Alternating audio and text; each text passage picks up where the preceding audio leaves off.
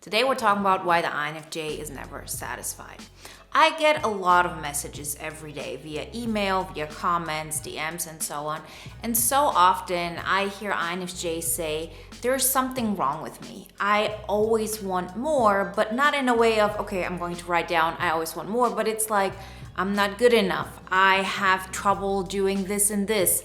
There's something wrong with my life. There's something wrong with me. And it all boils down to this, that INFJs are never really satisfied with their status quo.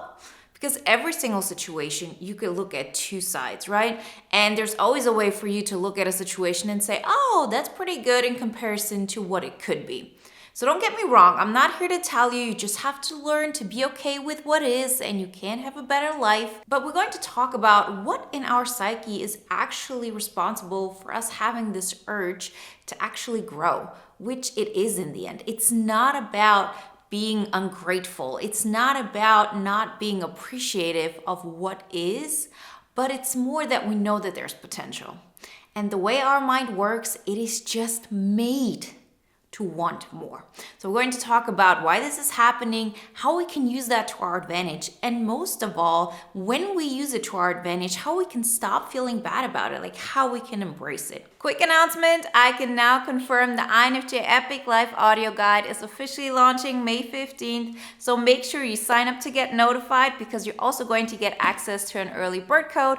And if you join the program before May 21st, then you're also going to have access to the 1-hour private INFJ Epic Life workshop. All the information you find in the links in the description. So I want you to actually think about what are the things that you feel like are not going well in your life? What are the things that you say, okay, I never have this. I'm always like the nice person, but who never really gets, a lot of friends or who never gets what he or she wants. I really want you to get aware of this because this is actually the solution to it all. Because once you understand, okay, there's actually nothing wrong with me wanting more. It is the way the INFJ is set up. Why is that? Well, it has everything to do with the fact that our first function is NI. And NI is a future-oriented function. That's just what it is. Yeah, we can say NI is all about, no time and creating a vision. And it's actually similar to present, but in comparison to other functions like SI, so introverted sensing, NI is really more about what could be. What could happen. And so you're automatically always putting two things in perspective. What is going on in your current life and where you could be. What is the vision? What are things you can imagine that could be better? And this is just the way our mind works. And once you actually understand this and once you actually get used to this, you will stop feeling guilty about it. You will stop feeling bad about it. You will see that that is not something that should hold you back. So what? You always want more. So what? You're never satisfied. If you don't see it as lack, if you just see it as motivation, everything changes. So what do you do with that knowledge? What do you do once you recognize, okay, that's the way I am. I'm never going to be satisfied. And that's just something I'm going to embrace. Then it's a question of how are you going to use this?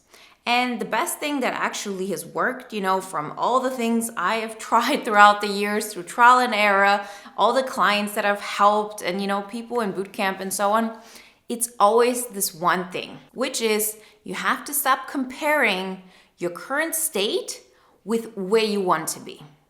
Now, hear me out. I'm not saying that you should just neglect your wishes. I'm also not saying you should neglect reality because none of those things are working. And INFJs have been taught over years, over decades, that those are actually the things to do. There are two options. You can either completely live in your mind and you can live out this fantasy of, oh, life should be this great or life will be this great. So I'm just completely going to neglect reality. And therefore, you don't make any improvements in your reality. And the gap between what you want and what your reality actually is gets bigger and bigger. Because guess what? If you're not changing anything about your reality, it will decline. That's just what it is. It never really stays stagnant. It always falls down. It always gets worse. If you don't really nourish anything, it's not going to get any better and it gets worse. Like the best example for this is you need to water your own garden. If you stop watering your garden because you already say, okay, my life is never going to be great, the thing that I can do is just live in my head and hope for something external or another person to save me, to save my situation. Something is going to miraculously happen and then everything's going to be great. This grass that is actually the foundation of your life, it gets worse and worse and worse. And I have seen this personally and I've experienced this to such an extent where I was forced to look at my life, actually had to admit to myself, my life is actually boring. It's not what I want it to be. It's not going anywhere.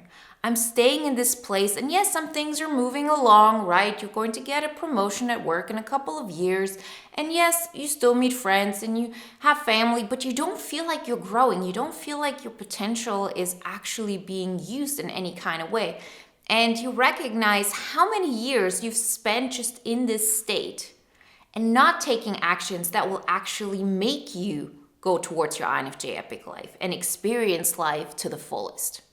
So that is the one scenario. This happens super often. The other scenario, which happens parallelly to, every INFJ that I've met, it happened to me as well, which is you parallelly tell yourself over and over again, I should be satisfied with what I have. My life is good. I'm practicing gratitude. See, I'm a person who's really, really big on gratitude. Like I am. I'm not somebody who's saying gratitude is just for suckers because it's not. And I'm also not somebody who looks at it from a perspective of, this is just esoteric stuff. It is not. This is really rational and very productive. If you want to improve your life, you have to become aware of what you like about your life, because only then you can improve it. But it's a completely different thing to just continuously tell yourself a story about something that you don't believe at all, than to actually really look at things that you feel you are grateful for. You maybe have just taken them for granted. A great example for this is, let's say you live in a city that you really don't like. If you tell yourself, I love my city, this is so amazing, your psyche will not accept it. It will not believe it and it will reject it like right that second. But if you tell yourself, I'm grateful for the fact that I do have, a place to live in. I'm grateful that I can pay my bills. This is something you can believe. We always need to find something that our mind can connect to. If the gap is too big between what you're telling yourself and what you actually feel, your body isn't going to take it on. Similarly, like if you think about getting fit, if you never worked out and now you start telling yourself, I'm like this super fit machine and I work out all the time and I love my body and all of that, and internally you don't feel that at all, you're going to reject it. You're not going to take it on. But things that you could believe are, I'm working on becoming somebody who loves their body. I'm working to become somebody who actively takes steps towards being more active. I am somebody who, makes a commitment of putting on my running shoes Saturday morning and going out for a little walk. Those little things will make the biggest difference. So let's back off. Why are we talking about this? Remember, we're talking about the fact that the INFJ is never satisfied. Okay, we've got that. We also know that this is just part of how our brain works. Also, okay, the next step is you recognize two ways that are not working. The first way is to say, I'm just going to live in my mind. I'm going to reject reality altogether. I'm not going to look at it. And therefore, I'm just going to wait for something to happen to the best of us. It's normal. Don't feel guilty about it. That's one of the self-sabotages we do on a regular basis. The other one is that we try to tell ourselves that our life is good, as in our reality, when deep down we don't feel that that is the case. Okay, so we already know what things are not working. So what does work? What works is that you stop comparing your reality to what that vision is and always have this thing of, okay, these things are not, working together.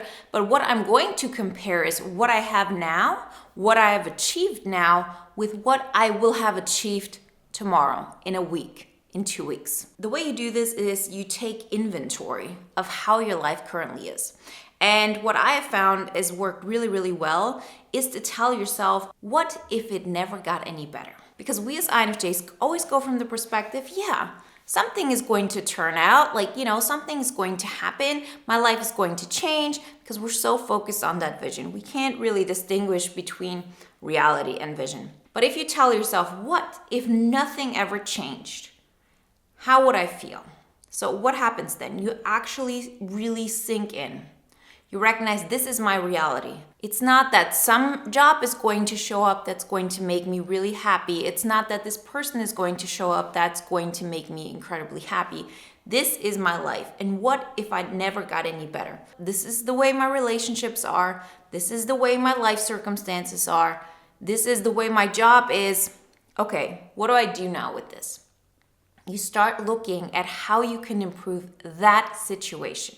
So first, you sort of accept it. And confronting yourself with those emotions that come up, if you would tell yourself, what if it never got any better, then these emotions are actually grief. Because you start grieving everything that could have been, everything that you hoped for that would just pop up without you doing anything about it. We are holding on to that vision. And so often this vision is keeping us back from actually making improvements. Right?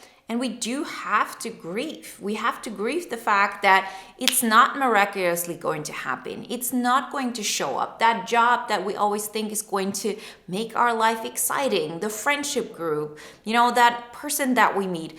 Those things are not just going to happen because we envision them. And it happens to INFJs very frequently because we do have such a strong connection between an emotional response and our vision. So just the thought of something could be gives us an endorphin rush. It makes us feel something, right? There's a dopamine kick, whatever. I'm not like an expert in what kind of chemicals and brain things are happening, but we get happy. That's the bottom line. And so if we actually look at, no, I have to look at reality, and this is not like my go-to thing. I have to look at reality. I have to first accept it and grieve that, those emotions that I was hoping for, they're not going to happen like in real life just by me waiting. Then you can start saying, how can I improve my current situation? And, then it's like a completely different scenario. I'll give you the best example. So one thing I have experienced very often is people have a job that they don't like. And they tell me, okay, Wenzes, I want to start my own business. Okay. How are you going to do that? Like, what do you want to do? Okay, I want to start a podcast, or I want to, sell something, whatever it may be. If this is going to work out, it's going to take a bit. You're not going to be able to quit your job, start your new business, and then by the end of the year, make more money than, you did with your old job. Yes, those stories exist, don't get me wrong, but we cannot rely on that. But so often I experience that INFJs say, but that is exactly what I want. And if I don't have that switch, why would I ever switch my current job? Why would I go for a job that sucks just as equally, but pays me a little bit more?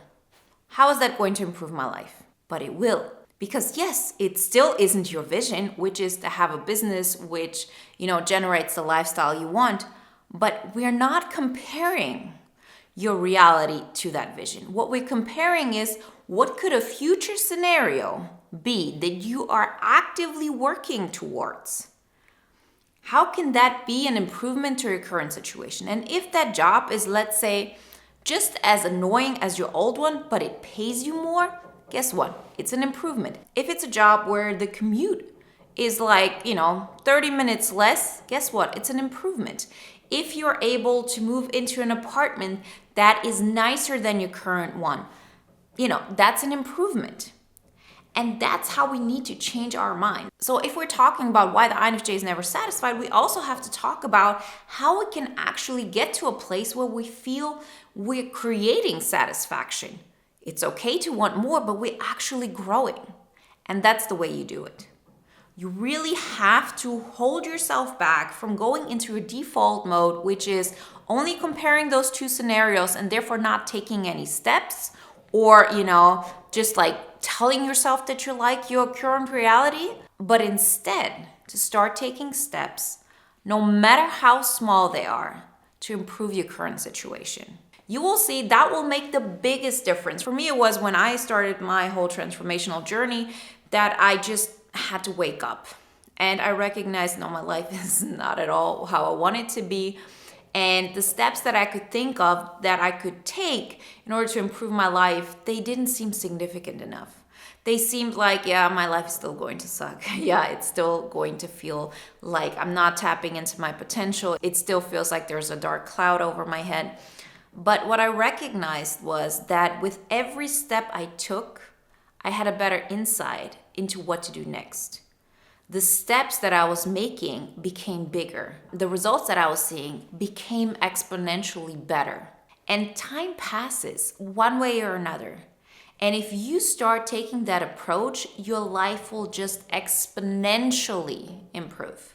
Like, that's what we're talking about when we talk about the INFJ Epic Life. That's why I'm saying, okay, guys, get that poster, look at those 5 pillars, start taking actions in all of those 5 areas, and you will see this. Like, take actions from a place of, this is where I'm currently at, where can I be in 2 weeks? Maybe it could be applying to 2 jobs. Maybe it could be having an uncomfortable conversation with a family member where you always walk on eggshells. Maybe it's improving your sleep. All those things will compound, and before you know it, you're living the dream that you were always hoping for. I really make the point to conceptualize the whole process of getting from a place where you feel completely isolated and you feel discouraged to a place of, self-fulfillment and where you're really taking steps. And that's really the basis of, all my courses.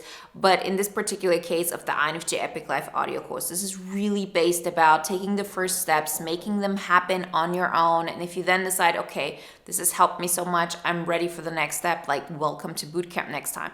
But now sign up for the link to get notified, get the poster. All the links are in the description. And if you want to watch another video now that is in alignment with today's topic and that can push you even further, then watch the video, Why the INFJ is Driven to Do Things Others Won't.